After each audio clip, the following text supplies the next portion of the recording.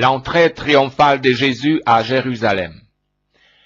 Malgré la hargne de ses ennemis, Jésus organise sa rentrée triomphale à Jérusalem et ne se laisse pas impressionner par eux. Il témoigne d'une entière liberté d'action.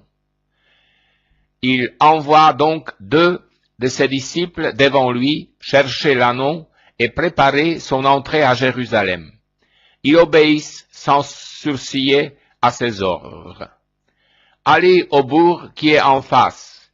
Quand vous y serez entrés, vous trouverez un anneau attaché sur lequel aucun homme ne s'est jamais assis. Détachez-les et amenez-les.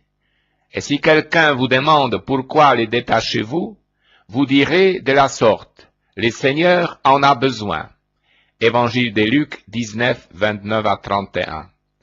Cette entrée à Jérusalem est extraordinaire pour ses apôtres. On sent toute leur admiration pour Jésus, tout leur bonheur de le traiter enfin comme roi et un Messie, tel un triomphateur entrant dans sa capitale, depuis le temps qu'ils attendent ce moment. Et jetant leur manteau sur l'anneau, ils firent monter Jésus. Évangile de Luc 19, 35. Ce fut du délire et une explosion de joie de la part de tous ceux qui depuis 3 ans avaient vu ces miracles bénéficier de sa bonté. Et comme il approchait de la descente du mont des Oliviers, toute la troupe des disciples, transportés de joie, se prirent à louer Dieu d'une voix forte pour tous les miracles qu'ils avaient vus, disant « Béni celui qui vient, lui le roi, au nom du Seigneur, paix dans le ciel et gloire dans les hauteurs. » Évangile de Luc 19, 37 à 38. Et dans la foule, un grand nombre étendirent leurs manteaux sur le chemin, et d'autres coupèrent des branches aux arbres, et ils en jonchaient le chemin. Et les foules qui les précédaient et celles qui les suivaient criaient « Hosanna au fils de David ! Béni celui qui vient au nom du Seigneur! Hosanna au plus haut des cieux !» Évangile de Matthieu 21, 8 à 9. C'est vraiment les grands cris de l'espérance de tout un peuple, juste avant la passion. Jésus lui-même laisse cet enthousiasme éclater. Quant aux pharisiens, ils sont furieux de son succès auprès du peuple. Et quelques pharisiens, mêlés à la foule, lui dirent, « Maître, mets tes disciples à la raison. » Et Jésus leur répond avec une liberté de langage totale. « Je vous l'ai dit, si ceux-ci se taisent, les pierres crieront. » Évangile de Luc 19, 39 à 40. Jésus connaissait cette rage qui habitait ses ennemis, et il prendra ses précautions. Il ne demeure plus à Jérusalem la nuit durant la semaine sainte jusqu'à son heure. Jésus annonce à la foule sa mort prochaine. Or, il y avait là quelques Grecs de ceux qui étaient montés pour adorer pendant la fête. Ils s'approchèrent donc de Philippe, qui était de Bethsaïde de Galilée, et lui firent cette demande. « Seigneur, nous voulons voir Jésus. » Philippe vient et le dit à André. André et Philippe viennent et le disent à Jésus. Jésus leur répond en disant, « L'heure est venue que doit être glorifié le Fils de l'homme. » Évangile de Jean 12, 20 à 23. Tous les hommes, y compris les Grecs, vont donc bénéficier du salut qu'il apporte au monde. L'heure est venue. Mais ce salut va se réaliser d'une manière toute différente de celle attendue par les contemporains de Jésus. En vérité, je vous le dis, si le grain de froment tombé dans la terre ne meurt pas, il demeure seul. Mais s'il meurt, il porte beaucoup de fruits. Évangile de Jean 12, 24. C'est l'annonce à peine voilée du sens de toute sa mission. Seule sa mort acceptée fait lever toute l'humanité, y compris les Grecs, pour la moisson de la résurrection. Et continuant pour lui-même, il nous livre son combat et nous invite à mener ce même combat. Celui qui aime son âme la perd, et celui qui hait son âme dans ce monde la gardera pour la vie éternelle. Évangile de Jean 12, 25. Si quelqu'un me sert, le Père l'honorera. Évangile de Jean 12, 26. Et il souligne ainsi jusqu'où ira cette intimité entre lui et ses amis, aimés du Père. Maintenant mon âme est troublée. Et qui dirai-je? Père, sauve-moi de cette heure. Mais c'est pour cela que je suis arrivé à cette heure. Père, glorifie ton nom. Évangile de Jean 12, 27 à 28. L'image du grain de blé tombant en terre pour jaillir en moisson éternelle lui a remis sous les yeux la croix et toutes ses horreurs. Il est troublé par cette vision. Les sentiments affluent dans son cœur, le rémuent comme une multitude, comme une foule aux mille rumeurs. Devant cette oppression, que dira-t-il? Va-t-il demander d'être exempté de la croix? Non, il fera mieux, car il est venu, en fait, pour cette heure d'angoisse, qui sera son heure de gloire. Il prie le Père et réaffirme sa volonté de mourir pour nous. Il vint donc une voix du ciel. Et je l'ai déjà glorifié, et je le glorifierai de nouveau. Évangile de Jean 12, 28. La foule donc qui se tenait là et avait entendu, disait que c'était le tonnerre. D'autres disaient, un ange lui a parlé. Jésus répondit et dit, ce n'est pas pour moi que cette voix s'est fait entendre, mais c'est pour vous. Évangile de Jean 12, 30. C'est le Père qui lui rend témoignage. Son choix de la mort sur la croix vient d'être ratifié par la voix du Père.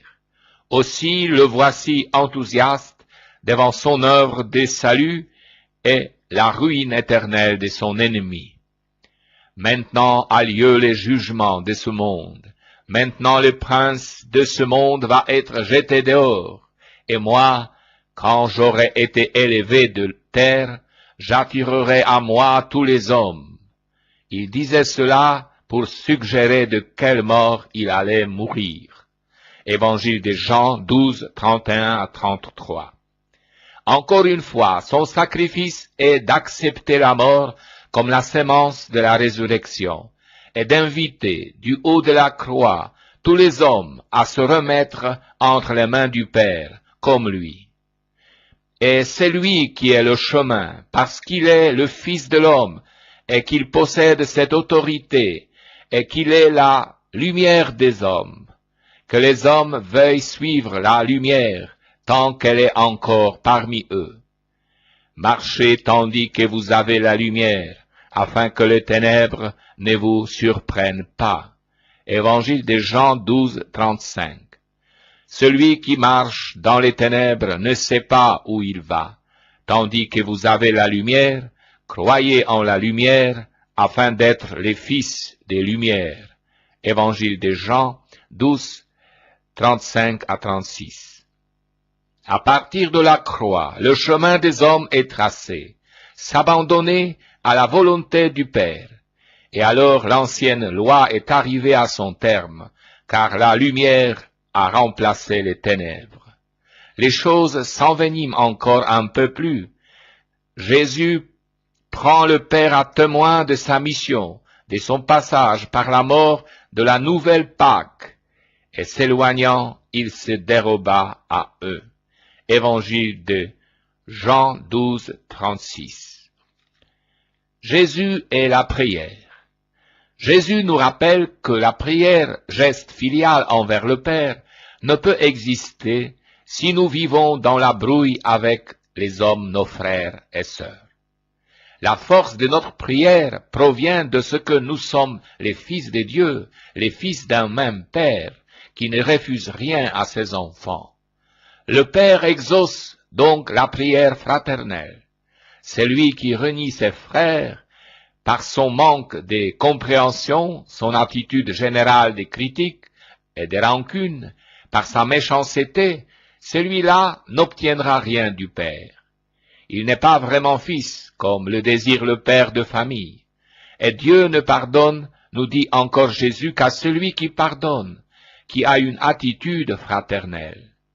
Pour lui, c'est d'après cette attitude essentiellement surnaturelle que l'on peut jauger notre amour réel de Dieu, la profondeur de notre appartenance à la famille divine. Pardonner les offenses n'est pas naturel du tout, combien chacun de nous a pu en faire l'expérience. Mais notre prière a une force invincible si nous prions en vrai Fils de Dieu. C'est pourquoi je vous dis, tout ce que vous demanderez en priant, croyez que vous l'avez obtenu, et cela vous arrivera.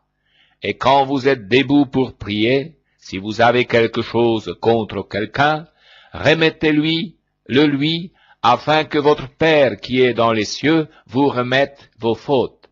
Si vous ne pardonnez pas, votre Père qui est dans les cieux ne vous pardonnera pas non plus vos fautes. Évangile de Marc 11, 24 à 26. Jésus a d'ailleurs jugé nécessaire de mettre ce précepte dans la seule prière qu'il nous a apprise, le Notre Père. Il est intéressant de voir qu'ici Marc nous présente Dieu comme un Père. La foi qui anime notre prière envers Dieu, c'est donc un acte d'amour confiant envers notre Père, dans la mesure où sa puissance exauce toujours les demandes raisonnables de ses enfants. Tout ce que vous demanderez avec foi dans la prière, vous l'obtiendrez. Évangile de Matthieu 21, 22. Demander avec la foi, c'est demander les choses du royaume à notre Père, conversion des cœurs, la transformation intérieure, etc. Le lundi saint dans les temples. Jésus y enseigne au risque d'y perdre la vie. Tous les pouvoirs, grands prêtres, scribes et les anciens du peuple, enragent de le voir enseigner. On est au lundi saint, et Jésus enseignait chaque jour dans les temples. Or les grands prêtres et les scribes cherchaient à le faire périr, ainsi que le premier du peuple, et ils ne savaient comment faire, car tout le peuple était suspendu à sa personne en l'écoutant. Évangile de Luc 19, 47 à 48. Les grands prêtres et les scribes sont inquiets de l'enthousiasme des foules. Ils sentent l'admiration portée à Jésus si forte qu'ils s'interdisent d'agir en public contre lui, car les gens sont tout oreilles devant lui. Et ils cherchaient comment ils le feraient périr, car ils avaient peur de lui, parce que toute la foule était ravie de son enseignement. Évangile de Marc 11, 17 à 18.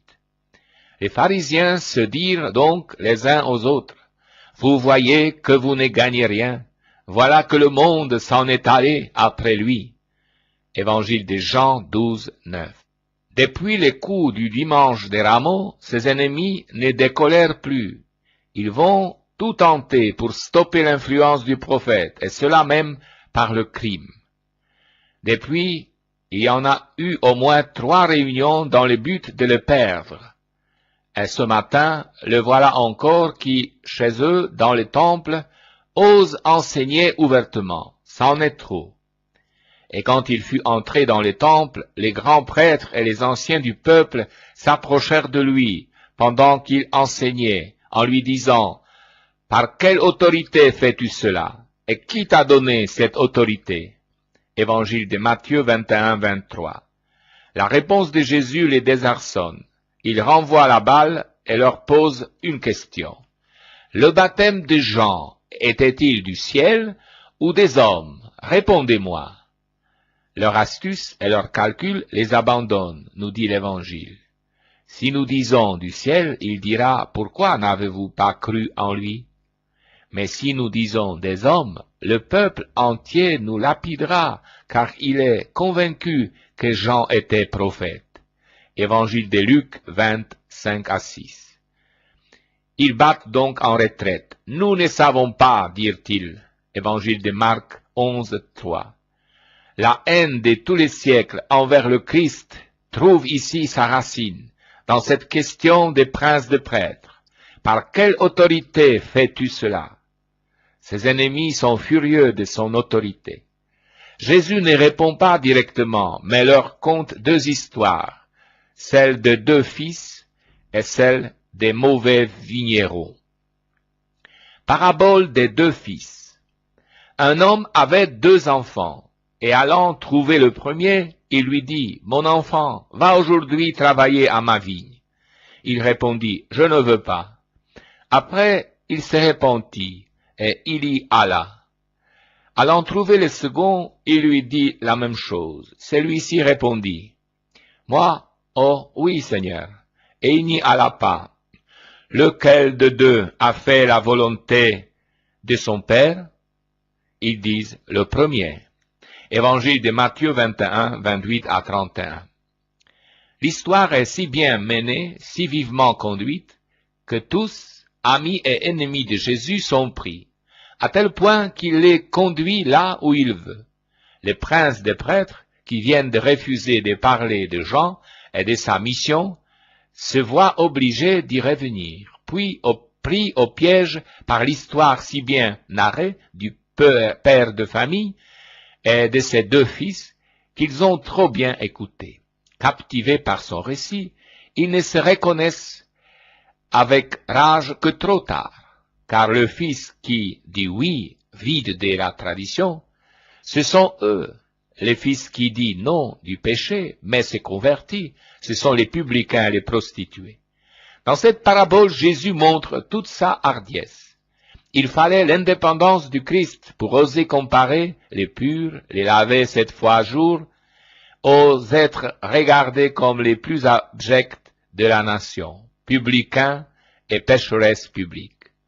Bien plus, non seulement les comparer, mais les placer en dessous de ceux-ci, pour n'avoir pas écouté Jean-Baptiste. Car Jean est venu à vous dans la voie de la justice, et vous n'avez pas cru en lui, tandis que les publicains et les courtisans ont cru en lui. Ce que voyant, vous n'avez même pas voulu plus tard vous repentir et croire en lui. Évangile de Matthieu 21, 32. L'orgueilleux pouvoir, l'esprit de domination n'admettront pas la liberté qu'apporte Jésus.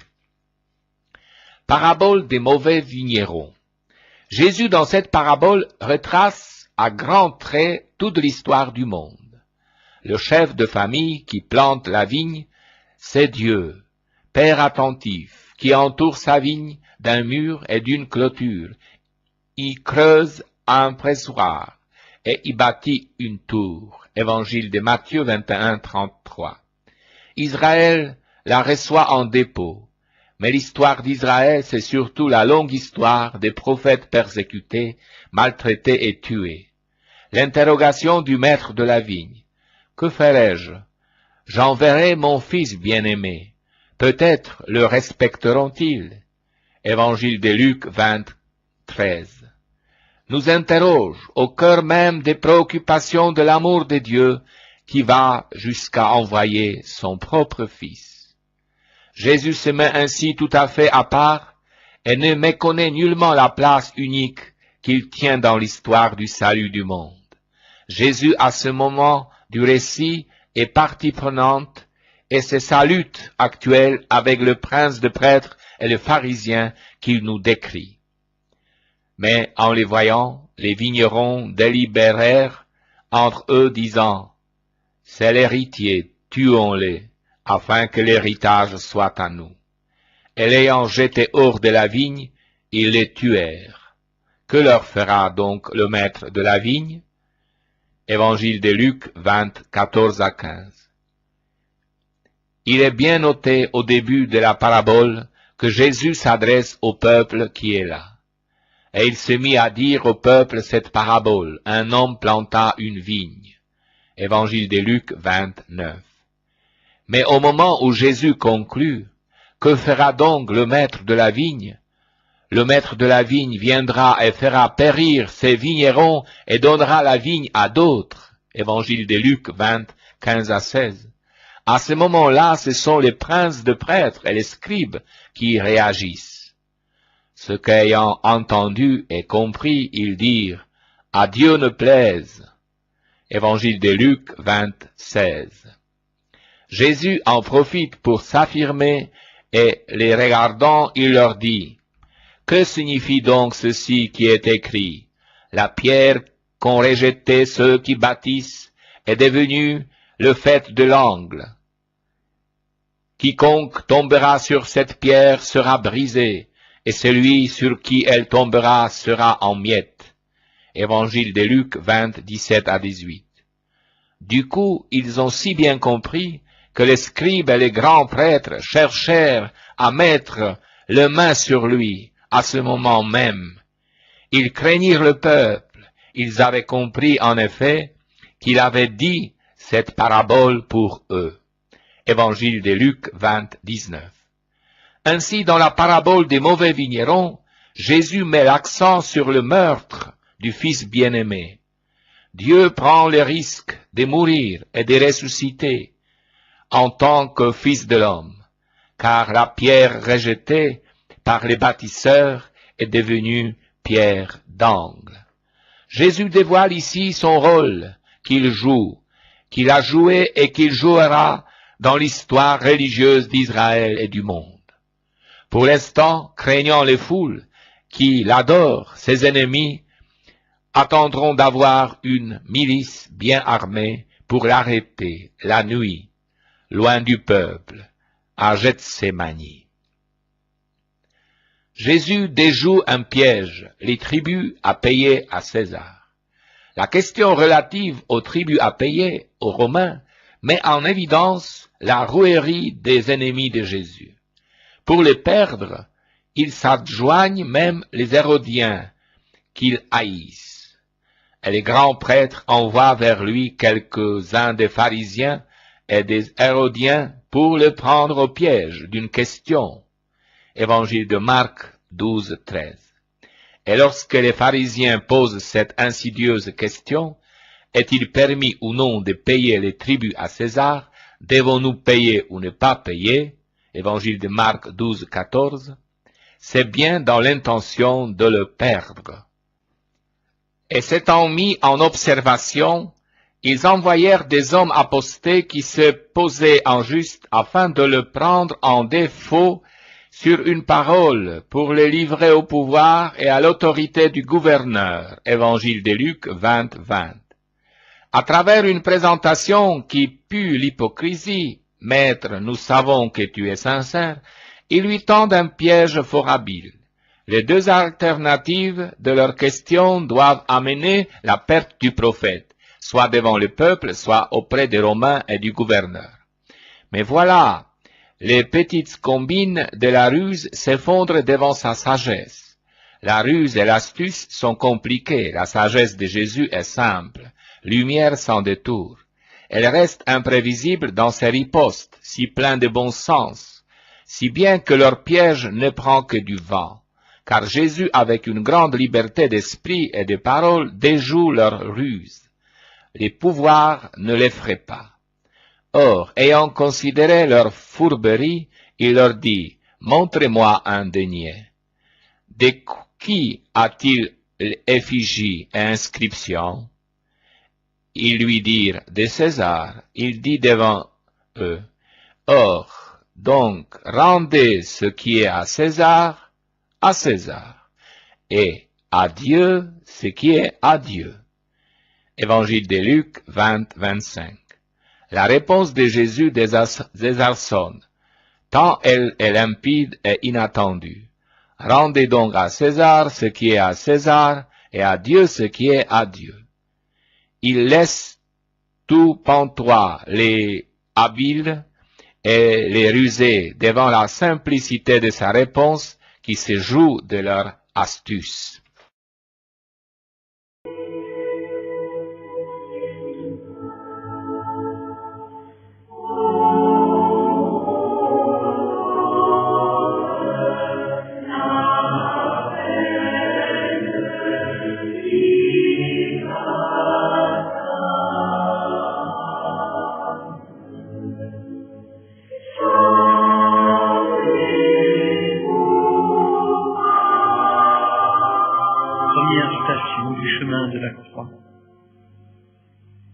nous avons jugé Dieu et nous l'avons condamné à mort.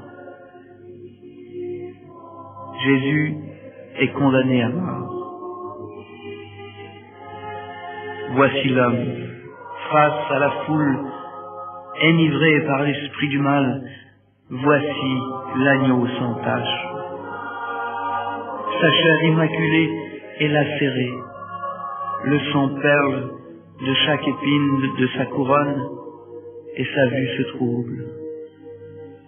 Au travers de ces brûlures de sang, il perçoit l'humanité qui hurle sur nous et sur nos enfants que ce sang retombe. Pilate voudrait le relâcher, mais eux insistaient à grande clameur, demandant qu'il fût crucifié. Et leur clameur gagnait en violence. Alors, il le livra à leur volonté. Dieu s'est fait homme pour être livré aux hommes, pour être vêtu de rouge et couronné de douleur. L'amour a pris notre humanité parce que l'humanité avait failli à l'amour et qu'une telle faute mène à la mort. La condamnation qui pesait sur elle, il la prend sur lui. Voilà pourquoi Pilate a dit « Voici l'homme » et aussi « Voici votre roi ». Car il est le roi d'amour et le fils de David, aimé de Dieu et berger de Bethléem. En tuant son roi, la foule se condamne elle-même. Mais elle ne sait pas que c'est le dernier crime des fils de Caïn, car elle ignore que le Fils donne sa vie et que personne ne la lui prend. Ce crime devient sacrifice et le sang qui va couler scellera une alliance éternelle. Le châtiment qui nous rend la paix est sur lui, et c'est grâce à ses plaies que nous sommes guéris. Voilà pourquoi il n'y a plus de condamnation pour qui est dans le Christ Jésus. Et si notre cœur nous condamne, Dieu est plus grand que notre cœur, car il est l'amour, et l'amour est infini. Désormais, qu'aucune culpabilité n'habite nos âmes, qu'aucune condamnation ne nous entrave, qu'elle vienne des hommes, du démon ou de notre conscience. Le châtiment qui nous rend la paix est sur lui. Ô Jésus, la condamnation ne m'appartient plus, ni celle qui pesait sur moi, ni celle que je faisais peser sur les autres. Ô Jésus, j'adore les plaies de ton front, que chacune des plaies de ton corps, de ce corps adorable, guérisse une meurtrissure de l'Église.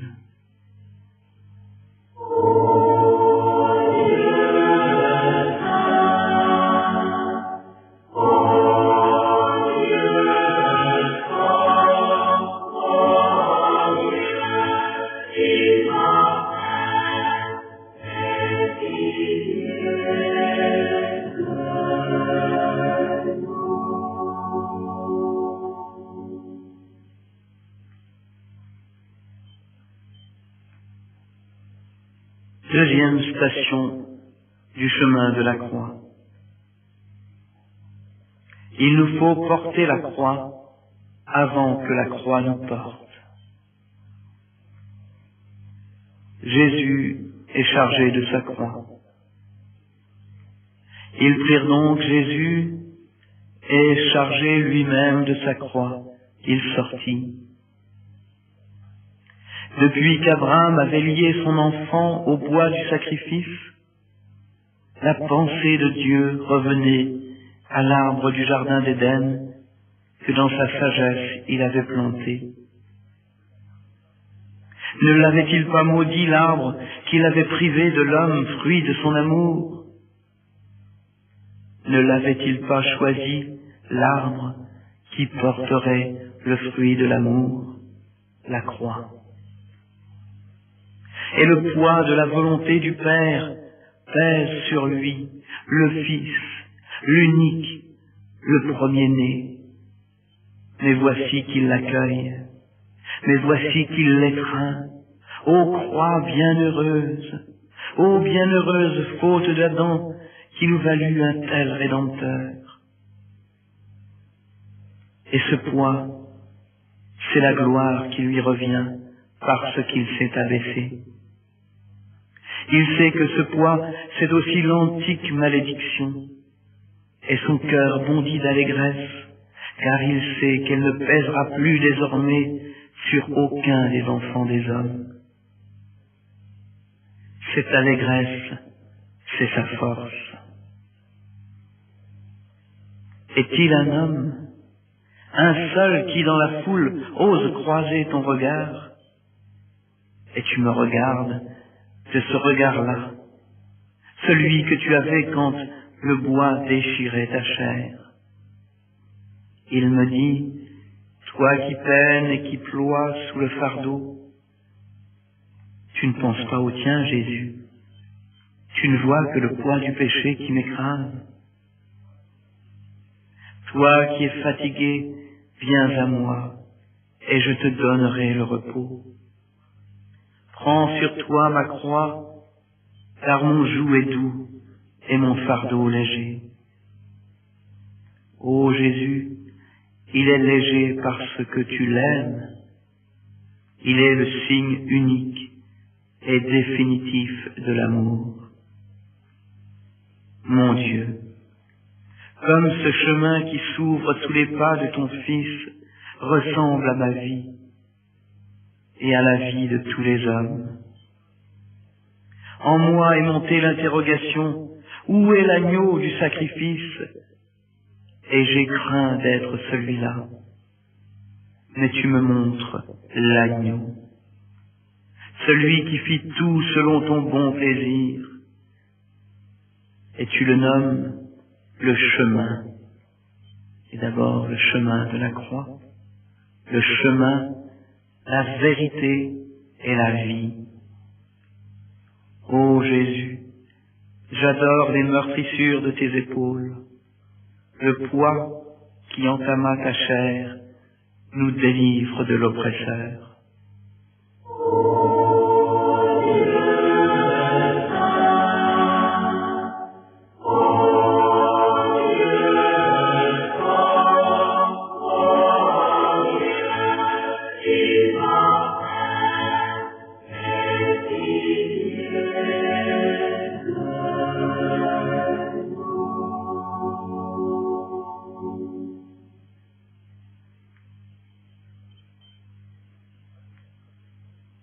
Troisième station du chemin de la croix.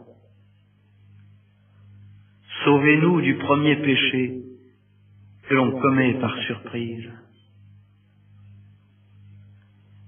Jésus tombe pour la première fois.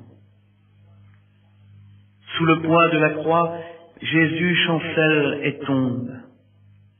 Ses mains sont liées à la poutre. Il ne se protège pas. Il ne peut pas se protéger. Il tombe de toute sa hauteur, et la terre, qui ne pourra le garder dans ses entrailles, accueille pour la première fois le plus beau des enfants des hommes. Il goûte la poussière, celui qui a pris chair, qui est né de la poussière. Et le sang, la sueur et les larmes se mêlent à elle. C'est comme une rédemption de la terre qui s'opère déjà. Comme devant les tombeurs, une brebis muette, il n'ouvrait pas la bouche. Pas un cri d'effroi. Et pourtant, la terre devrait chambouler comme un homme ivre. Car voici Dieu qui tombe. Le Créateur vacille sous le poids de sa propre créature. Toute chose créée devrait frémir de terreur et craindre son propre anéantissement. Mon Dieu, pourquoi fallait-il que Jésus tombe? Celui devant qui tout genou doit plier sur terre, au ciel et aux enfers, et dont le genou s'écrase sous les yeux des hommes. N'est-il pas écrit, mon fils? Affreusement traité, il s'humiliait plus encore. Il tombe parce que vous tombez. Il n'est pas jusqu'au juste parmi les hommes qui ne tombent 10 fois le jour. Ne savez-vous pas que chacune de vos chutes défigure la ressemblance divine que j'ai mise sur vos visages? Parce qu'il est humble, Jésus se relève et se montre à visage recouvert de boue et de souillure. Relevons-nous immédiatement, fortifiés par la pensée de Jésus à chacune de nos chutes. Chaque fois que le poids de la chair nous ramène à la terre d'où nous sommes tirés, n'écoutons pas notre orgueil qui voudrait que, comme Adam, nous allions cacher notre honte loin de la face de Dieu et de celle des hommes. Allons nous laver à la fontaine de grâce du sacrement de réconciliation. Marchons comme si nous ne devions plus chuter. Marchons en sachant que Jésus nous relèvera de la prochaine chute. Ô Jésus, je crois en la résurrection de la chair. Je crois que tu la relèves de l'empire de la mort et de la destruction. En te contemplant sur le chemin de la croix, je tire l'assurance que l'accusateur n'aura pas raison de moi. 10 fois par jour, ta pensée me relève, et ton silence m'illumine d'une force nouvelle. Ô Jésus, j'adore les plaies de tes genoux, et te bénis, qui as fait de ton corps le temple nouveau, et de notre chair la demeure de l'Esprit.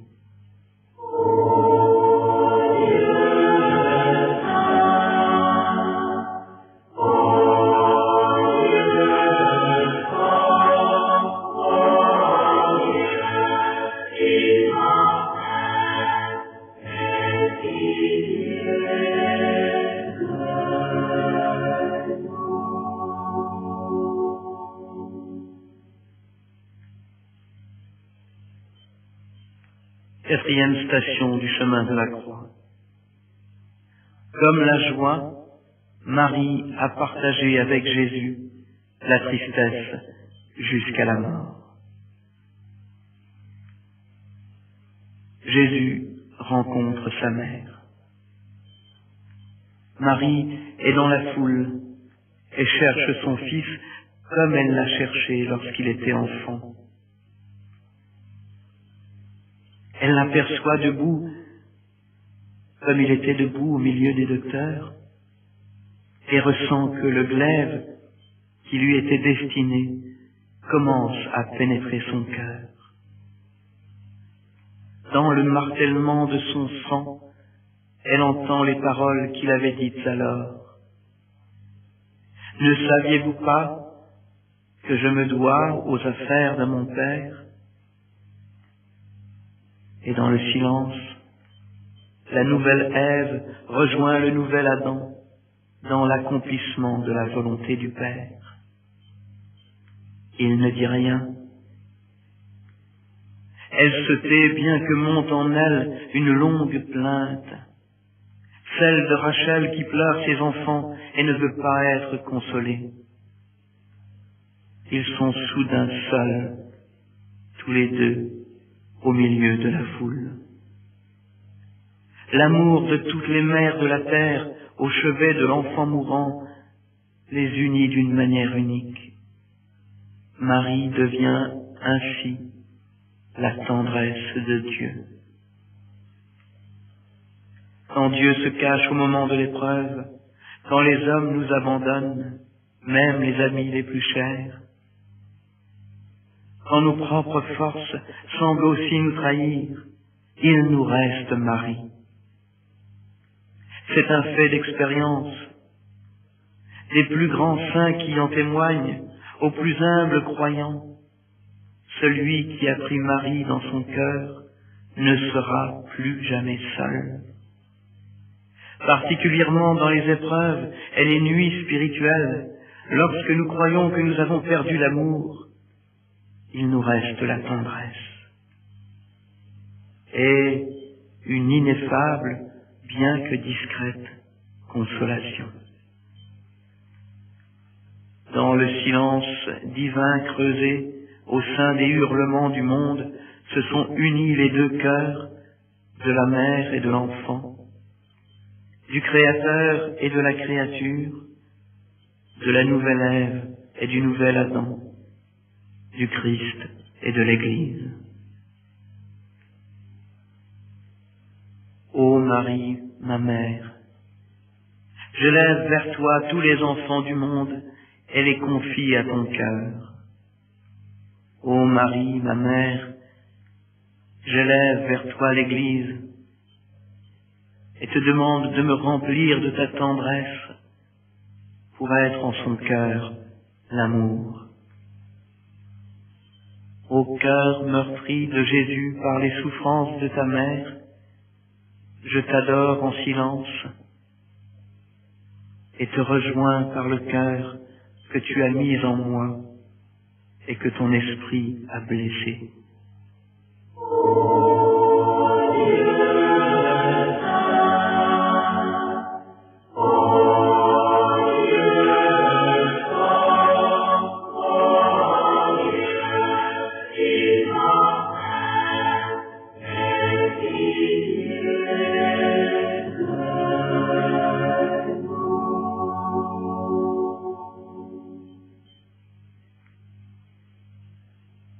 Cinquième station du chemin de la croix. Simon de Cyrène aide Jésus à porter sa croix. Et comme il l'emmenait, ayant pris un certain Simon de Cyrène qui venait des champs, ils lui imposèrent la croix à porter derrière Jésus. La flagellation qui pouvait donner la mort a épuisé toutes les forces physiques de l'homme-dieu. Son aspect doit être terrible à voir, et ses bourreaux réalisent qu'il ne pourra aller jusqu'au bout du supplice. Il ne faut pas qu'il meure avant d'avoir été hissé entre ciel et terre. Un homme est désigné qui lui sera un surcroît d'humanité. Jésus s'était immobilisé comme un agneau, il n'avançait plus. La rédemption ne peut s'opérer sans le concours de l'humanité. Dieu s'arrête, où commence la liberté scandaleuse et belle de l'homme. N'avait-il pas dit, si quelqu'un veut devenir mon disciple, qu'il soulève sa croix et qu'il me suive? Dieu peut continuer son œuvre rédemptrice là où l'homme le rejoint et peut dire comme saint Paul et comme Marthe, j'achève en mon corps ce qui manque aux souffrances du Christ pour son corps qui est l'Église. Et chacun de nous qui faisons profession d'être ses disciples, portons avec lui sa croix. Et cette œuvre corédemptrice nous est cause d'une joie immense qui nous donne force et courage dans l'adversité. Jésus nous a rejoints sur la croix parce que c'est là qu'est l'homme. Simon de Cyrène revenait des champs. Il est étranger à la condamnation qui vient d'être prononcée. Il est innocent et pourtant le poids de la croix est sur lui et il ne l'a pas choisi. Personne, en effet, n'eut pitié du Fils de l'homme. Personne ne se précipita pour le soulager, mais le poids de la croix pèse sur le monde. Heureux celui qui accepte sa croix, elle devient cause de sa joie. Heureux celui qui se courbe sous son poids, il sera élevé jusqu'à la face de Dieu. Le Père le prendra dans ses bras et l'appellera mon enfant. J'ai entendu tes plaintes. Heureux ceux qui pleurent, ils seront consolés. Ô Fils de Dieu, j'élève vers toi l'humanité souffrante qui se rebelle sous le poids de sa misère. Ô Jésus, je t'offre toute souffrance, afin qu'elle ne soit pas inutile et vaine, mais qu'elle devienne ainsi rédemptrice. Ô Jésus, j'adore en toi la volonté du Père.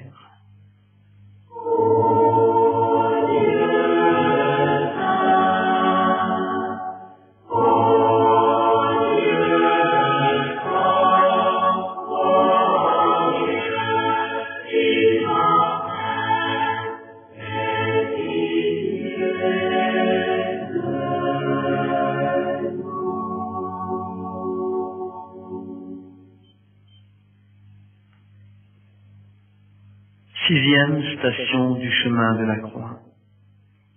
Afin qu'éternellement son image s'y attachât, qui est faite de son sang, de ses larmes et de nos crachats. Véronique essuie le visage de Jésus. Pas un homme donc qui se précipite. Où es-tu, Pierre? Où es-tu, Jean, toi que le Seigneur aime d'un amour de prédilection? Pas un qui te console. Mais qu'y a-t-il entre toi et la femme? Quel mystère vous unit-il pour que l'une d'elles se laisse emporter par l'élan violent de son âme? Et ce linge qu'elle tient, servait-il à cacher sa douleur? Elle se dévoile et dévoile son amour. Elle se prononce pour toi devant les hommes. Elle sait que tu ne rougiras pas d'elle devant le Père. Elle ne craint pas les soldats, car l'amour parfait bannit la peur. Elle te suivait depuis des jours peut-être, et c'est à cette heure terrible que sa passion rencontre ta passion. Elle pourrait s'appeler Marie-Madeleine, mais on ne la nommera plus que Véronique. Vraie image, vraie icône, elle portera pour toujours le nom de ta face.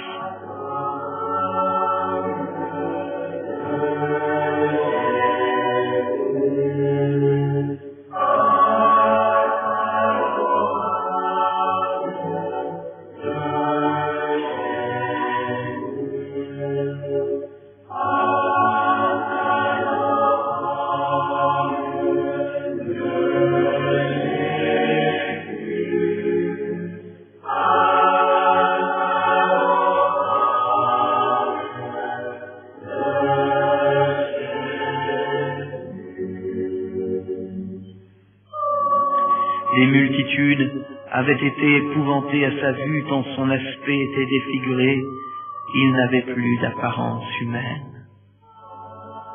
Ici nous est dévoilé un secret du cœur de Dieu. Ce que vous aurez fait au plus petit, c'est à moi que vous l'aurez fait. Nous saurons en effet que nous sommes avancés dans la connaissance de Dieu quand nous le reconnaîtrons sous les traits de son abjection. Lorsque le visage d'un petit Mongolien couvert de bave, comme celui de Jésus était couvert de nos crachats, éveillera en nous un attrait irrésistible, parce que nous y lirons clairement les traits du bien-aimé que nous avions cherché sans relâche. tel François, surmontant son dégoût physique, mais mu par une puissance intérieure, donna le baiser au lépreux. L'amour lui dévoila ses traits. C'étaient ceux de Jésus. Que se passe-t-il alors, lorsque notre âme est ainsi portée vers les plus petits? Eh bien, elle devient comme le voile de Véronique, et la face ineffable du Christ s'imprime en elle pour toujours. Face adorable de Jésus, pose-toi comme un sceau sur mon cœur, comme un sceau dans mon âme. Ô Jésus, je t'adore dans tous ceux qui n'ont plus de figure, ceux dont on se détourne et que l'on retranche de la société des hommes.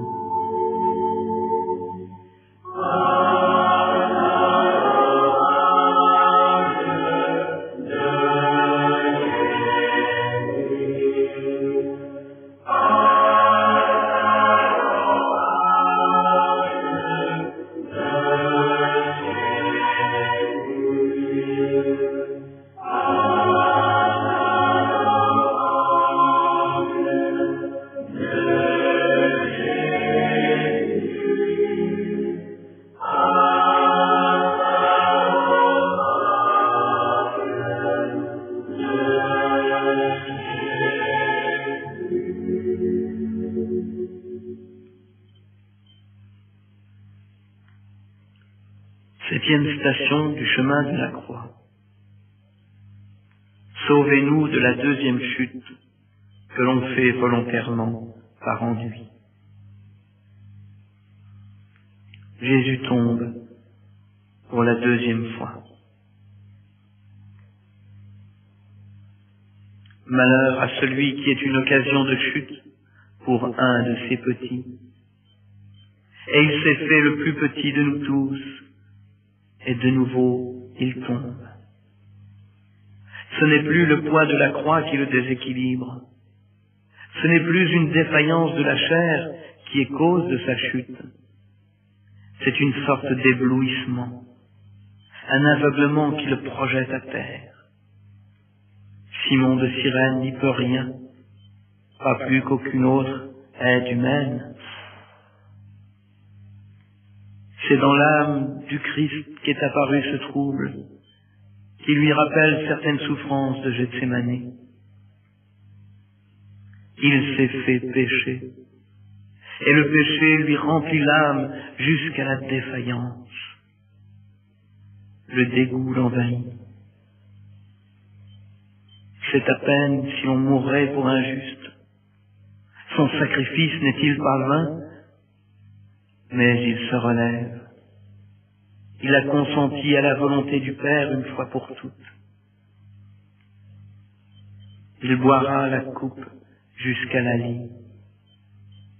La volonté de Dieu qu'il ne sent plus, qu'il ne voit plus, c'est sa seule force. Ici, Jésus nous enseigne que l'homme tombe dans sa vie spirituelle et que son angoisse est parfois telle qu'elle est cause de défaillance. Cette chute veut nous dire « Ne désespérez jamais ». Quand bien même il vous semblerait que vous avez trahi Dieu et qu'aucun retour n'est possible. Ne désespérez pas, j'ai payé le prix de votre retour. Nous voilà assis à la table des pécheurs. Notre âme, notre vie psychique est immergée dans le péché. C'en est fini. Nous ne continuerons pas la route nous-mêmes. Il faut nous rendre. Nous sommes incapables du moindre bien. Accomplir la volonté de Dieu, même sans en avoir le goût, est notre seule issue. Notre âme prononce les paroles de Thérèse. Je crois ce que je veux croire. C'est-à-dire ce que je sais dans la fine pointe de l'âme, la seule partie de moi-même qui ne soit pas tombée dans cette chute. Ce que je sais, ce qui me reste, c'est la volonté de Dieu. Ô Jésus, j'adore les plaies de ta tête et les blessures de ton âme. La lumière qui aujourd'hui les transfigure est la promesse de l'éternelle extase de l'amour. La lumière qui traverse les plaies du corps est belle, mais infiniment plus belle celle qui envahit les plaies de l'âme. Ô Jésus, que jamais nous nous détournions des porteurs de ces blessures-là. Ils brilleront d'un éclat particulier dans la gloire.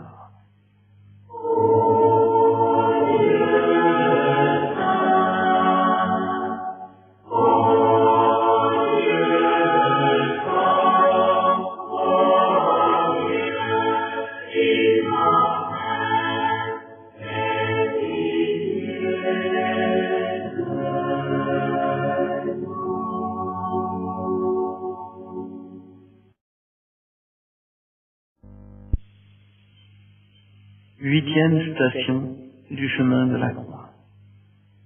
Jésus rencontre les femmes de Jérusalem. Or, le suivait une nombreuse multitude du peuple, et de femmes qui se frappaient la poitrine et se lamentaient sur lui. S'étant tourné vers elle, Jésus dit, « Fille de Jérusalem, ne pleurez pas sur moi. Pleurez plutôt sur vous-même et sur vos enfants, car voici des jours viennent où l'on dira, heureuses les stériles, et les ventres qui n'ont pas enfanté, et les seins qui n'ont pas nourri. Alors on commencera à dire aux montagnes, tombez sur nous, et aux collines, couvrez-nous. Car si l'on fait cela du bois vert, qu'adviendra-t-il du bois sec? Pour la première fois, sur le chemin de la croix, l'agneau a ouvert la bouche. Mais ce n'est pas pour se plaindre. Au contraire, il détourne de lui les lamentations.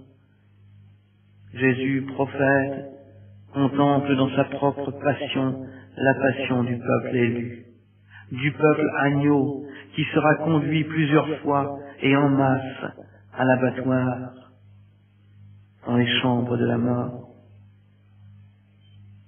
Les évangiles nous rapportent que Jésus n'a pleuré que 2 fois. La première fois sur son ami Lazare et la seconde fois sur Jérusalem. En pleurant sur Lazare, ce n'est pas sur cet homme particulier qu'il pleurait, car il savait qu'il allait ressusciter.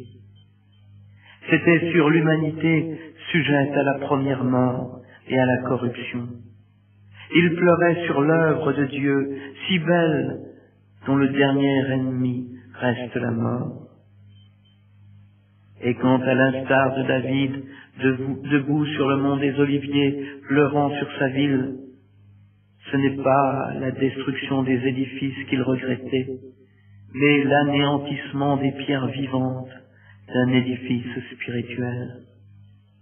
Dans les 2 cas, c'est sur le corps qu'il pleure, le corps de l'homme et son corps à lui, le temple qui est l'Église, dont Israël est bien qu'encore mystérieusement un membre des plus éminents.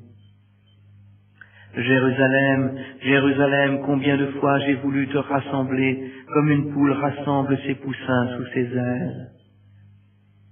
Jérusalem, qui n'a pas connu l'heure de sa visitation. Jésus se lamente sur les 2 fils, l'aîné, Israël, et le cadet, l'Église, qui lèveront le talon l'un contre l'autre. La douleur de Dieu est immense, qui constate, si on traite ainsi le bois vert, qu'adviendra-t-il du sec?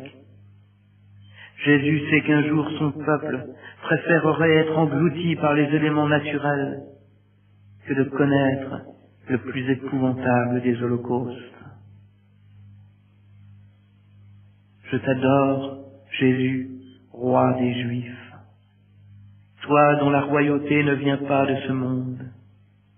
Hâte l'heure où ton peuple, agitant des palmes, qui seront peut-être celles du martyr, dira, béni soit celui qui vient au nom d'Adonai.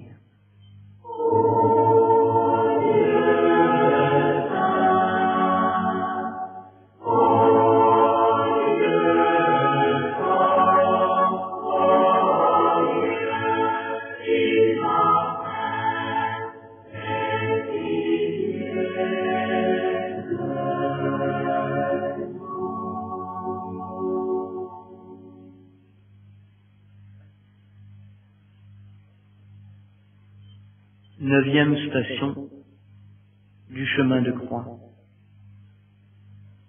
Sauvez-nous du troisième péché qui est le désespoir. Jésus tombe pour la troisième fois. Il semblait qu'à la seconde chute, le Seigneur avait atteint le plus profond de l'abandon. Mais sa miséricorde nous réserve des surprises. Pour la troisième fois, il tombe. Ô mon Dieu, pourquoi? Je suis tombé la première fois pour la faiblesse de la chair. Je suis tombé ensuite pour la faiblesse de l'âme, mais il me fallait atteindre les profondeurs de l'humanité pour la sauver tout entière. Je suis tombé pour la faiblesse de l'esprit. C'est la spirale d'un grand vertige qui m'a projeté au sol. C'est l'ivresse du désespoir, bu jusqu'aux portes de la mort, qui m'a fait perdre l'équilibre. Même l'âme la plus noire et chérie de mon Père, c'est pour elle qu'il laisse les 99 brebis, car il aime la folie. J'ai bu dans la nuit du jardin la coupe de l'atroce vertige. J'ai été revêtu de la tunique écarlate de la folie. J'ai connu la terreur hallucinée de celui qui va commettre le crime contre lui-même. Et entendu le hurlement du malade qui blasphème dans sa chambre d'hôpital psychiatrique. Il est plus que mon frère, c'est pour lui que je suis tombé. C'est aussi pour celui qui a commis l'irréparable et qui m'appelle avant que les liens de la mort ne l'aient complètement enserré. Car quiconque, où qu'il soit, qui invoquera mon nom sera sauvé. Entre la lame du couteau et la gorge d'Isaac, je suis là. Agneau lié dans les branches de la croix, la lame s'est tournée vers moi. Jésus ne se relève qu'à grand-peine, mais il se relève. Il regarde la foule délirante jouer des esprits mauvais. C'est pour elle qui tue son roi et son Dieu qu'il est tombé. Ô Jésus, face aux outrages, je t'adore. Garde également ceux qui connaissent l'horrible nuit de l'esprit. Ô Jésus, garde-nous du désespoir.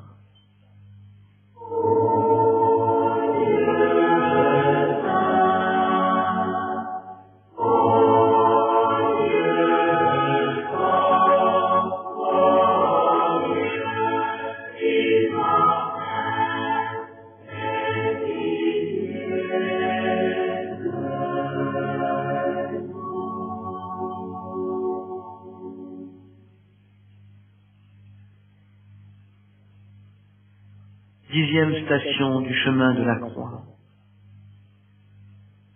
Par l'horreur de ce dernier vêtement qu'on vous retire, ayez pitié de tous ceux qu'on déchire. Jésus est dépouillé de ses vêtements. Les soldats lui retirent ses vêtements et tirent au sort sa tunique, faite d'une seule pièce. Dieu est nu, exposé au regard.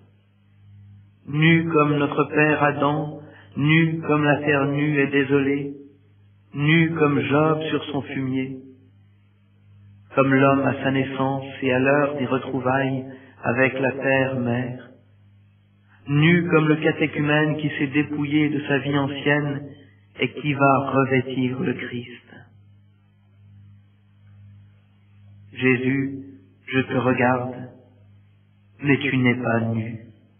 Tu es ton propre vêtement, et jamais la chair de l'homme n'a paru moins nue. La pureté de ton cœur purifie le regard de ceux qui te regardent.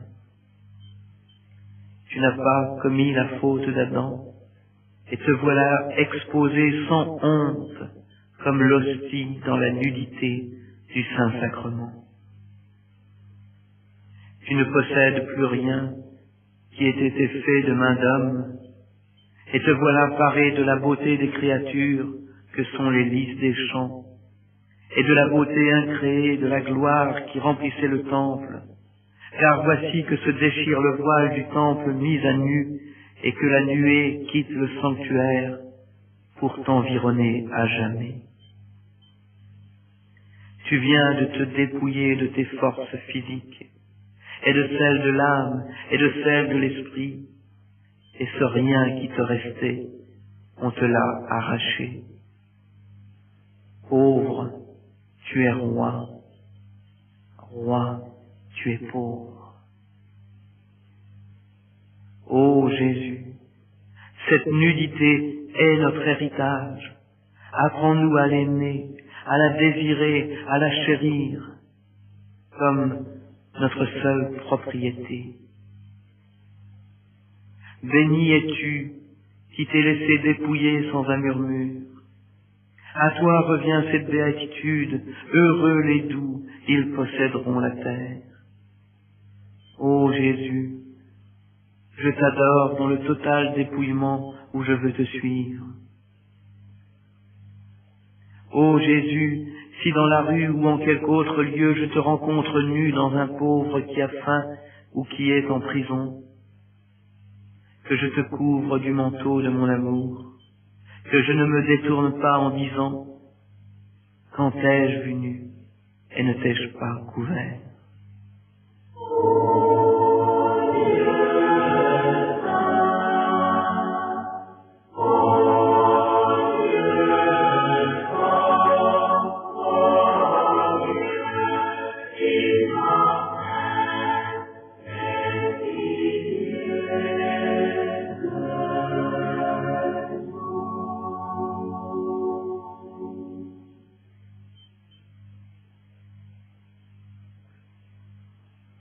Onzième station du chemin de la croix.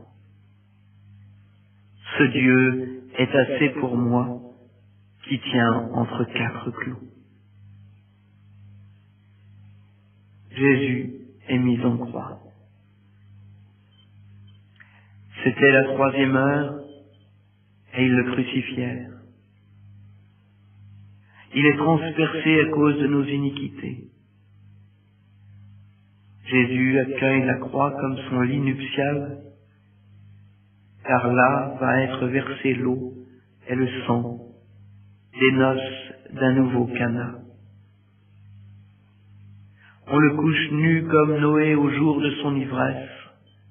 On le couche pour qu'il s'endorme dans la mort, ivre d'amour sur le pressoir de la croix. Couché sur le dos, ses yeux ne voient plus que le ciel, et il prie. Entre les versets des psaumes, il intercède pour l'humanité. Il offre chaque coup de marteau comme un battement de son propre cœur. Seigneur, ce sont des enfants, et des enfants malheureux qui ne savent pas ce qu'ils font. ne leur impute pas ce péché. Ces plaies sont à moi, et je te les offre pour eux. L'épaisseur de la chair est à jamais transpercée. Par mes mains ouvertes passera désormais l'Esprit Saint que je répandrai sur eux en abondance. Alors ils se tourneront vers celui qu'ils ont transpercé. Ils ne recommenceront plus, Père. Ce sont des enfants. L'Esprit tournera le cœur des fils vers leur Père. Ce n'est pas les clous qui m'attachent ainsi, c'est l'amour, et seulement l'amour. Mon lit de douleur devient un lit d'amour. À tous ceux que la maladie immobilise ainsi, je leur dis, de votre lit de douleur, faites un lit d'amour. Par mon sang versé pour vous, je vous dilaterai. Votre immobilité ne sera plus qu'apparente, car l'amour est toujours en mouvement. Ô Jésus, j'adore les plaies de tes pieds et de tes mains. Qu'ils sont beaux sur la montagne du Golgotha, les pieds de celui qui annonce la bonne nouvelle de la délivrance. Qu'ils sont beaux les pieds qui ont été lavés par les larmes de la pécheresse. L'amour couvre une multitude de péchés. Ton amour, Jésus, a rempli l'univers. Ô Jésus, j'adore les plaies de tes mains, elles sont mon refuge au moment de l'angoisse. Et chaque fois que l'abîme du péché qui est en moi m'aspire, je cours me jeter dans le creux de tes plaies qui sont ma guérison. Ô Jésus, nous te prions pour les martyrs qui sont les plaies visibles sur ton corps qui est l'Église. Nous te prions pour leurs bourreaux, pour qu'ayant mis le doigt dans cette plaie, ils s'écrient comme Thomas, mon Seigneur et mon Dieu.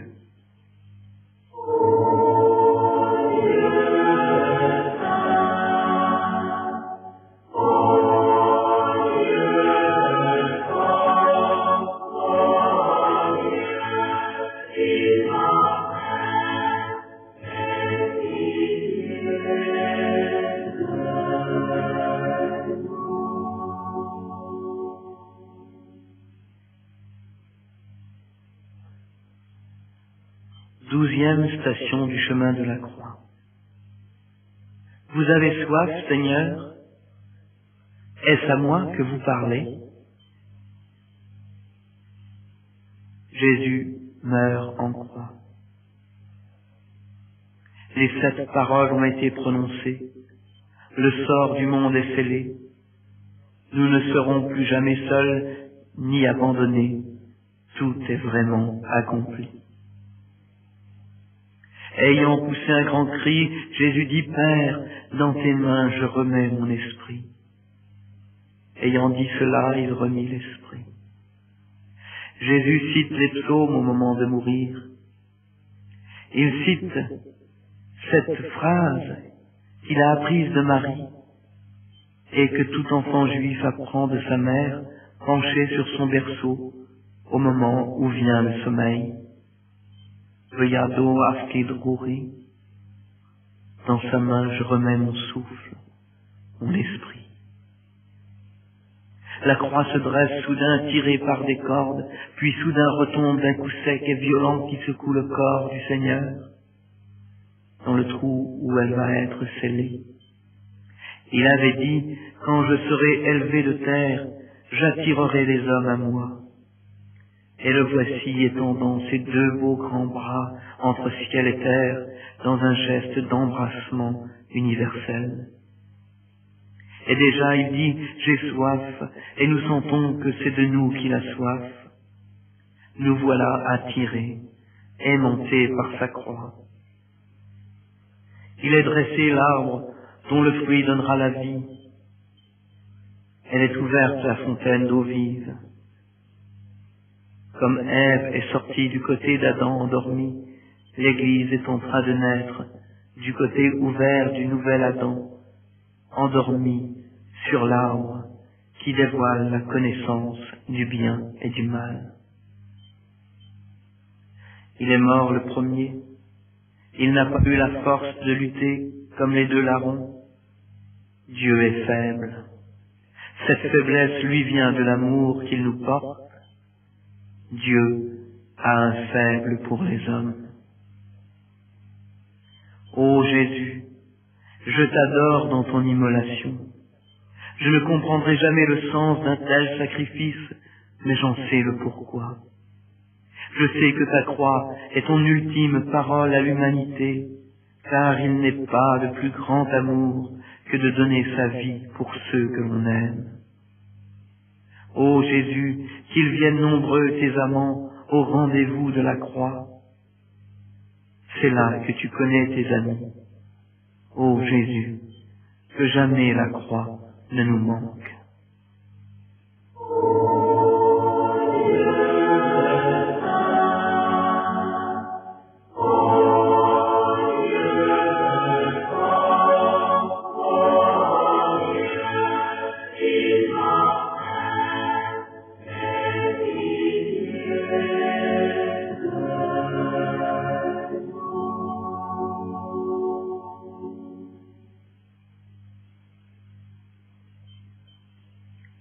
Treizième station du chemin de la croix.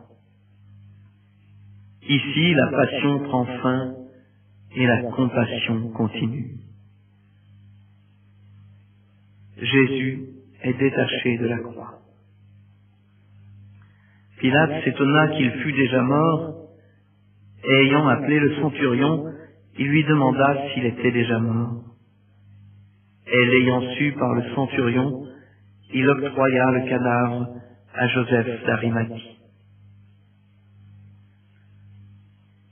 Ce corps n'est plus gênant, mais c'est le corps du Christ. Le corps de Dieu que le Père n'abandonnera pas à la corruption. Qui peut se douter que les lois de la nature sont en train d'être renouvelées, qu'une puissance inouïe semblable à l'explosion de lumière de la genèse du monde va jaillir de ce corps mort, que cette puissance va changer la face du monde. Joseph, avec un infini respect, tient le corps adorable de l'agneau immolé dans ses bras et le dépose sur le sein de Marie. Ses larmes lavent le visage de son enfant, comme on nettoie un nouveau-né. En effet, les souffrances de la maternité lui avaient été épargnées en vertu de sa conception immaculée. Mais la nouvelle Ève, mère du corps, mère de l'Église, enfante son Fils dans une douleur infiniment plus grande. Comme l'a prophétisé le prophète Jérémie, à qui te comparerai-je? À qui te dirai-je semblable, fille de Jérusalem? Qui placerai-je auprès de toi pour t'éprouver, vierge, fille de Sion? Car, grande comme la mer est ta peine, qui te guérira? Que tu es belle entre toutes les femmes, que tu es belle dans ta douleur sereine. C'est à cette heure que les anges te décernent le titre de reine des martyrs. Ton martyr à toi dure encore plus longtemps que celui de ton Fils. Ta passion et sa passion se sont rejoints dans la compassion. Ô Marie, mère de miséricorde, mère de douleur, pose ta main sur tous ceux qui souffrent, car tu es là jusqu'à la consommation des siècles, à tenir dans tes bras le corps immense de ton Fils, à couvrir sa nudité de ton manteau, à l'envelopper de ta tendresse. Ô Jésus, je vénère ton corps adorable et ton saint abandon. Apprends-moi, à l'heure où je me sens abandonné des hommes et de Dieu, à m'abandonner dans les bras de ta mère.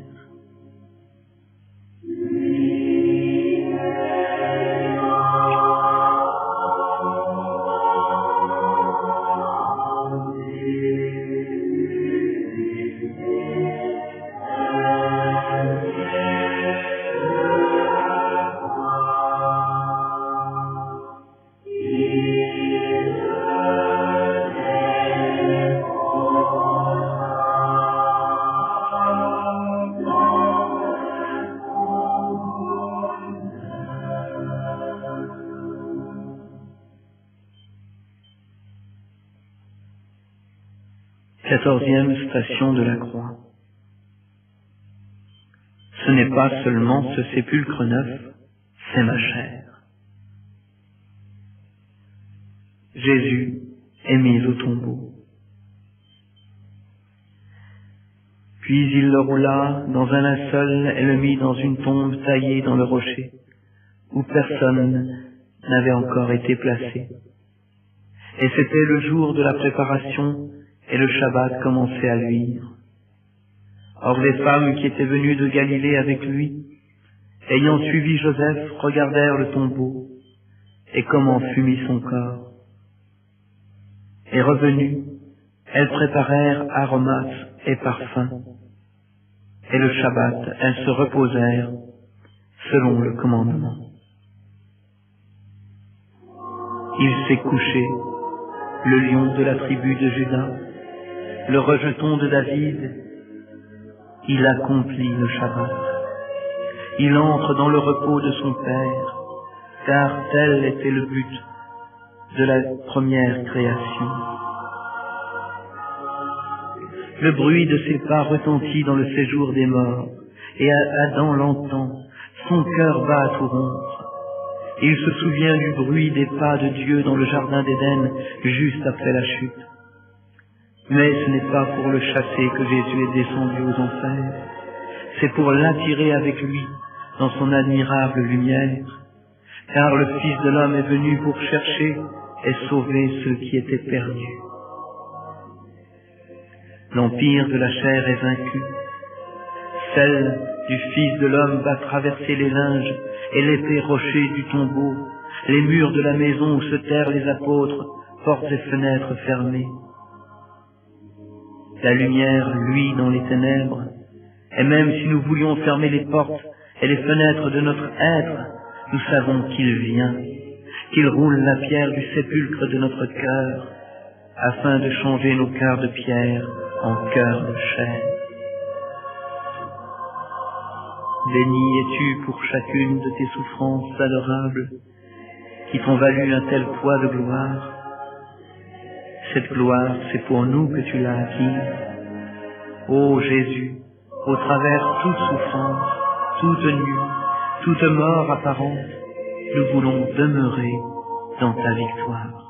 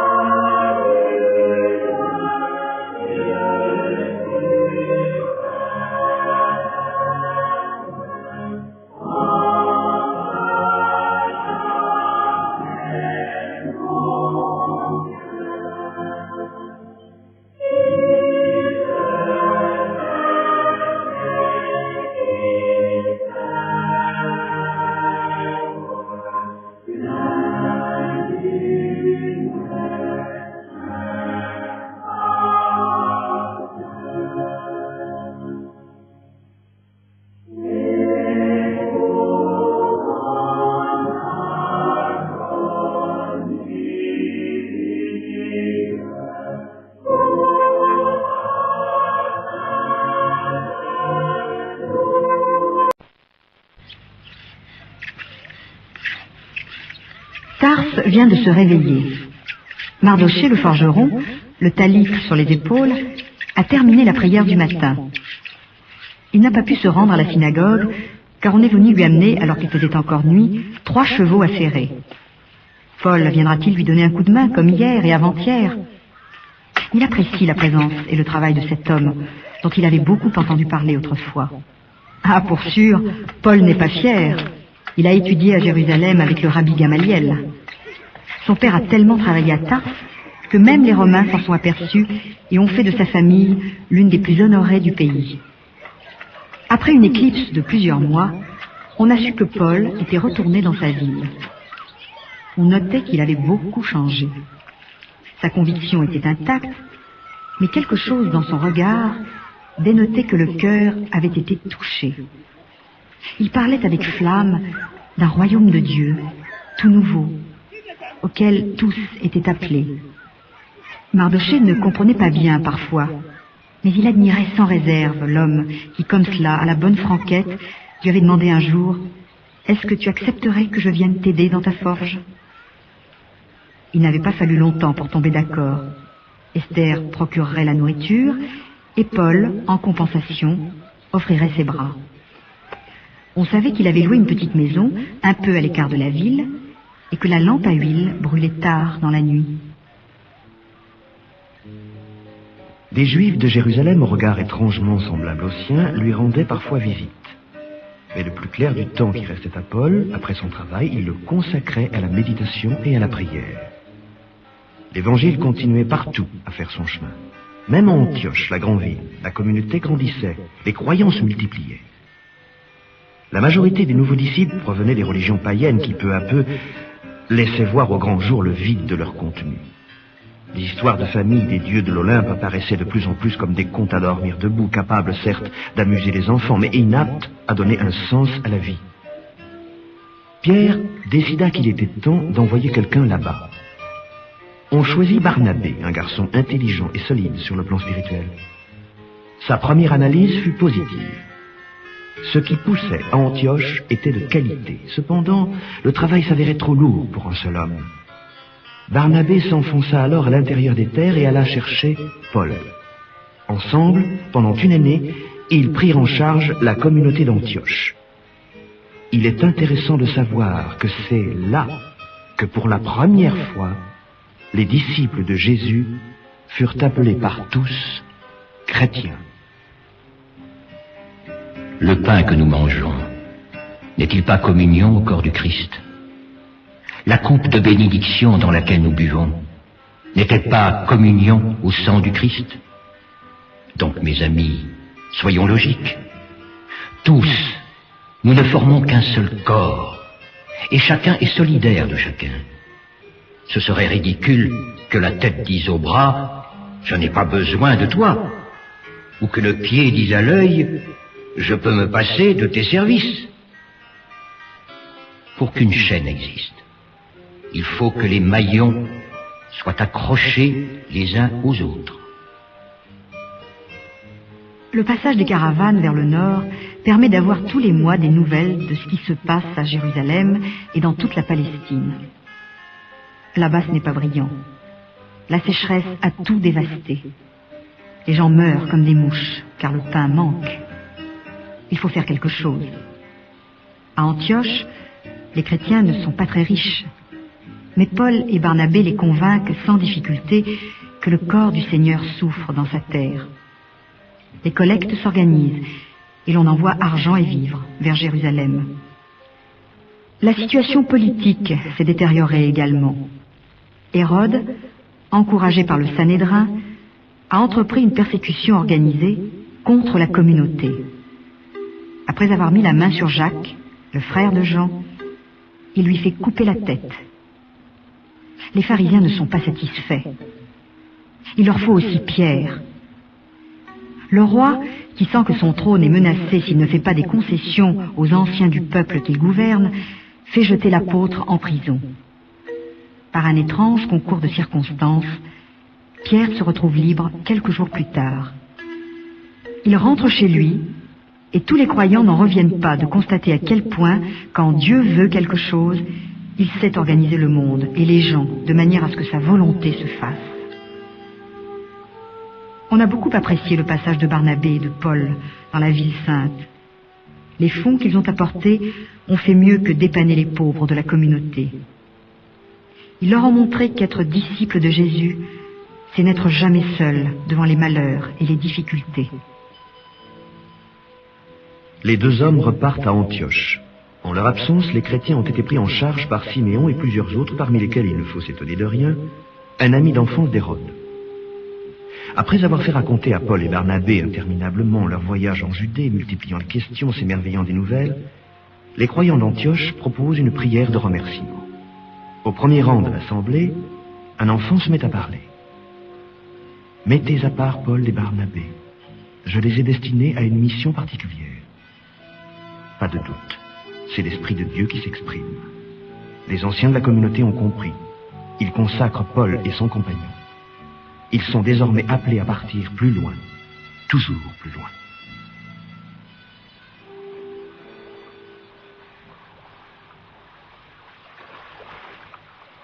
À Séleucie, les départs des navires sont liés à la fois à la régularité du trafic à l'intérieur des terres et à la fantaisie du recrutement des esclaves pour les équipages. Il ne faut pas moins d'une semaine à Paul et à Barnabé pour atteindre Chypre et faire voile vers Salamine. Tout à fait spontanément, ils logent dans le quartier juif et c'est dans les synagogues qu'ils prêchent le royaume de Dieu. Peu de temps après, on les retrouve à Paphos.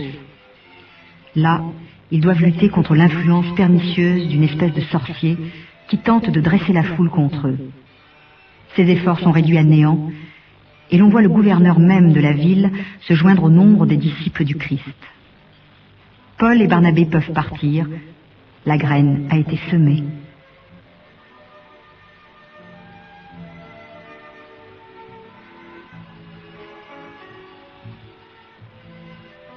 À Antioche de Pisidie, la synagogue est pleine pour le sabbat. À peine arrivés, Paul et Barnabé ont pris contact avec les responsables spirituels du lieu. Ils ont donné des nouvelles, narré les péripéties de leur voyage. Pour les Juifs de la capitale de la Pisidie, c'est une bouffée d'air du pays que ces deux hommes apportent. On leur offre donc de prendre la parole. Juifs, mes frères, vous tous qui adorez Dieu, écoutez-moi. Dieu, nous le savons, a choisi notre peuple pour en faire son peuple. Alors que nous étions prisonniers chez les Égyptiens, nous sommes devenus, grâce à lui, un peuple nouveau, qu'il a fait sortir d'Égypte par la force de son bras. Dans le désert, il a continué à prendre soin de nous pendant 40 années. Nous sommes arrivés en terre de Canaan. Le Très-Haut nous donna des juges pour gérer notre peuple. Puis, nous avons voulu un roi. Ce fut Saül, de la tribu de Benjamin. À cause de son infidélité, Dieu lui enleva son trône et le remplaça par David, dont vous connaissez l'histoire, à la fois belle et parfois lamentable. Dieu, lui, resta fidèle. Il avait promis à David que le Messie naîtrait parmi ses descendants. Eh bien, c'est arrivé. Le Sauveur annoncé, c'est Jésus de Nazareth. Avant lui, Jean le Baptiste a prêché la pénitence dans le désert, mais il a reconnu qu'il n'était pas le Messie que l'on attendait. Mes amis, c'est à nous que Dieu a envoyé son message de salut. Mais les habitants de Jérusalem et les chefs du Sanhédrin n'ont pas compris que le Messie n'était plus à attendre, qu'il était là, parmi eux. Ils se débrouillèrent pour faire condamner Jésus à mort par les Romains. On le cloua sur la croix. Il y est mort, et on l'a enfermé dans un tombeau.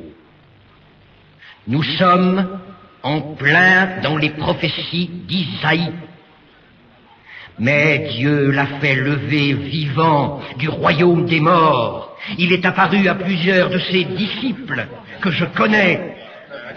Il m'est apparu à moi aussi, qui suis vraiment le dernier des derniers, puisque j'ai essayé de détruire la communauté des fidèles.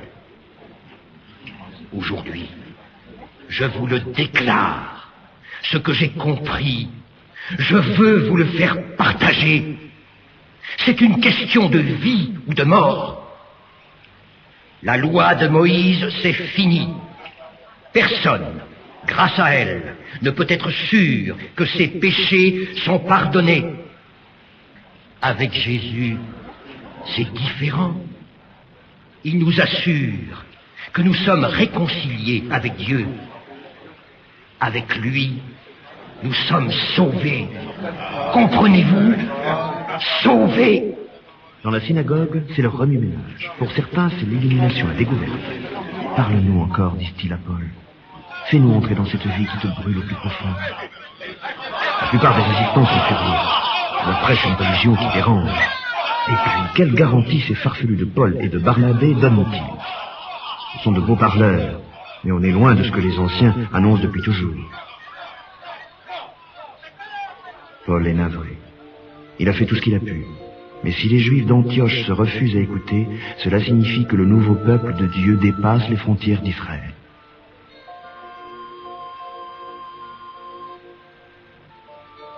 Le voyage se poursuit à Iconium, Derbé et Lystre.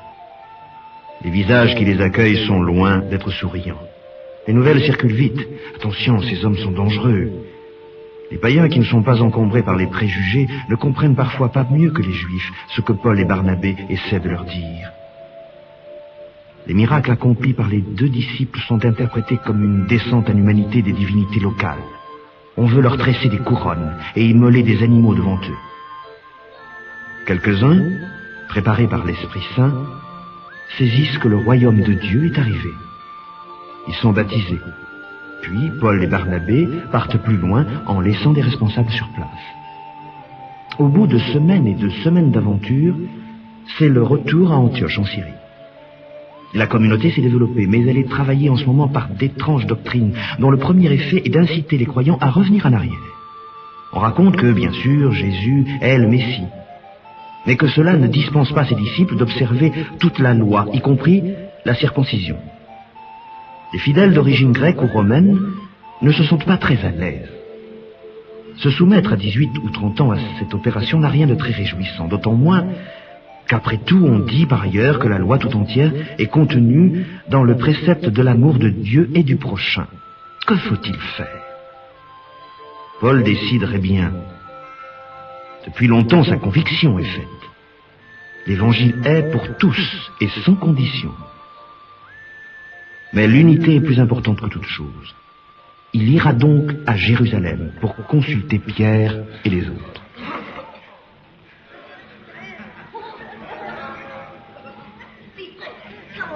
Chez nous, la communauté est divisée.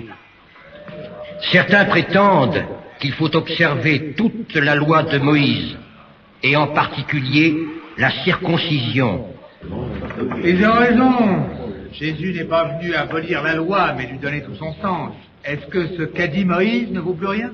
Moi, Moïse, je le connais parce que tu m'en as dit, Samuel. Avant, je ne connaissais rien, ni de la loi, ni des prophètes.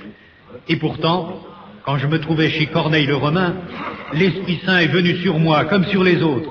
Mes frères, cela fait beaucoup de temps que Dieu m'a fait la grâce de me choisir et de me confier le message de l'évangile du Christ. Ce qui m'a frappé, c'est que le Très-Haut regarde le cœur de l'homme et accueille dans ses bras quiconque l'aime de toute son âme, et ceci, indépendamment de sa race ou de son pays. Notre ami a raison. L'Esprit Saint est descendu indistinctement sur les Juifs ou sur les païens. Pourquoi imposer à des gens le joug d'obligation que nous n'avons pas pu nous-mêmes supporter? C'est la grâce du Seigneur Jésus qui nous a sauvés, pas la loi. La majorité des chrétiens des communautés du Nord ne sont pas de notre peuple, mes frères. Ils ne savent rien de notre loi. Et pourtant, quand leur cœur est prêt, Dieu suscite parmi eux des dons qui sont merveilleux. Leur vie change. Ils renoncent à leurs idoles, à leurs mauvaises habitudes de malhonnêteté et de luxure. Ils croient en Jésus, tout comme nous. Tu as raison, mon frère. Mais pour t'éviter d'autres ennuis, je vais dicter une lettre que tu remettras aux croyants d'Antioche. Simon-Pierre, serviteur et apôtre de Jésus-Christ, à ceux qui ont reçu par la justice de notre Dieu et Sauveur Jésus une foi aussi précieuse que la nôtre. À vous, grâce et paix en abondance par la connaissance de notre Seigneur. Afin que règne parmi vous la concorde, nous avons décidé, l'Esprit Saint et nous, de ne rien vous imposer de la loi, à part quelques préceptes. Pour éviter les confusions, il serait mieux que vous ne mangiez pas la chair des animaux sacrifiés aux faux dieux. Il n'est pas bon, non plus, que vous consommiez le sang ou la viande des bêtes étouffées. Abstenez-vous des désordres du sexe. En un mot, tenez-vous éloignés de ces choses-là et allez de l'avant. Paul et Barnabé repartirent rassérénés. Leurs intuitions avaient trouvé leur confirmation dans la communion de l'Église. Pierre avait parlé avec la sagesse que lui conféraient à la fois ses qualités humaines et la mission que le Maître lui avait confiée de confirmer ses frères dans la foi.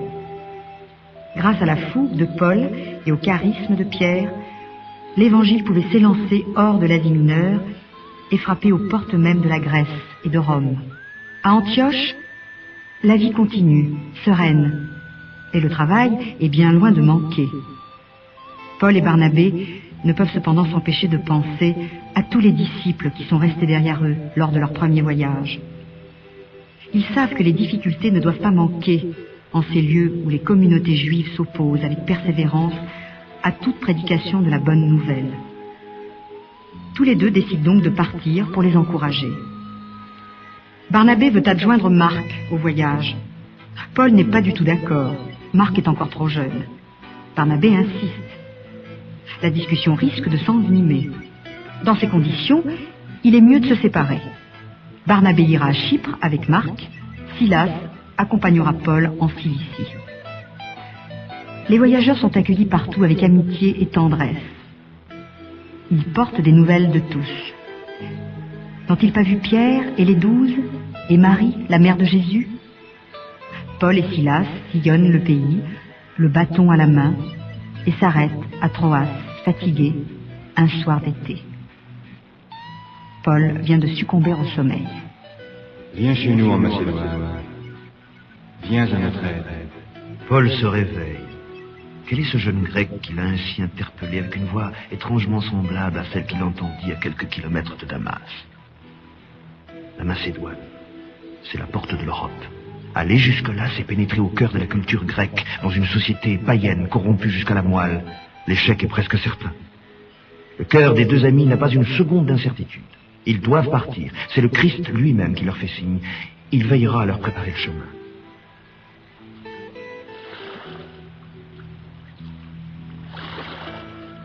Ils profitent d'un navire marchand qui fait voile pour Néapolis. Ils ne s'attardent pas dans ce port. Leur objectif, c'est Philippe, la capitale de la Macédoine. Inutile de dire que personne ne remarque ces deux voyageurs, pauvres et couverts de poussière, qui n'ont à opposer à l'intelligence et au raffinement de la culture grecque que le scandale et l'indigence de la croix de leur maître.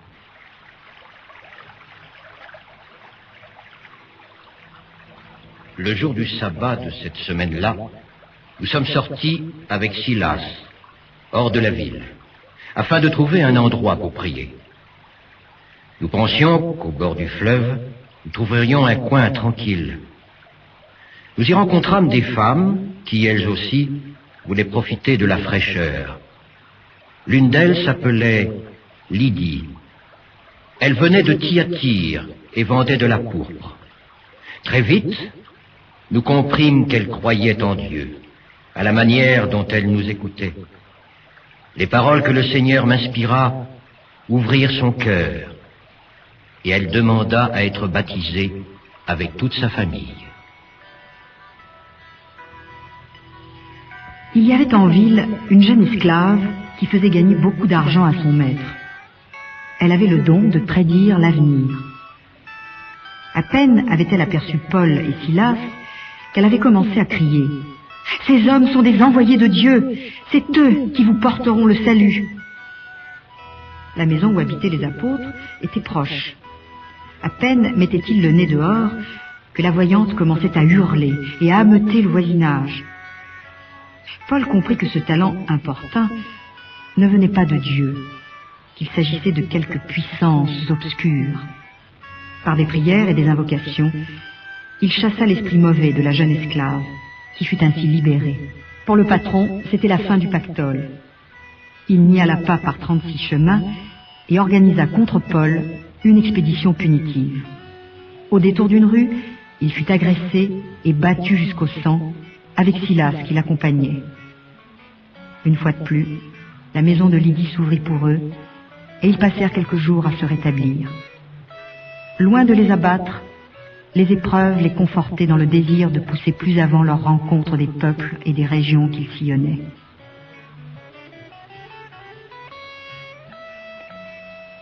Après avoir salué leurs nouveaux amis, les voyageurs s'acheminent vers Thessalonique. Là se trouve une synagogue. Paul ne manque pas de pratiquer son approche habituelle. Il va d'abord au fils de la maison d'Israël. Il explique longuement les prophéties et les livres de la loi et conclut que Jésus est le Messie annoncé par l'Écriture. Ceux qui croient sont peu nombreux. La majorité de la communauté juive réagit comme à son habitude.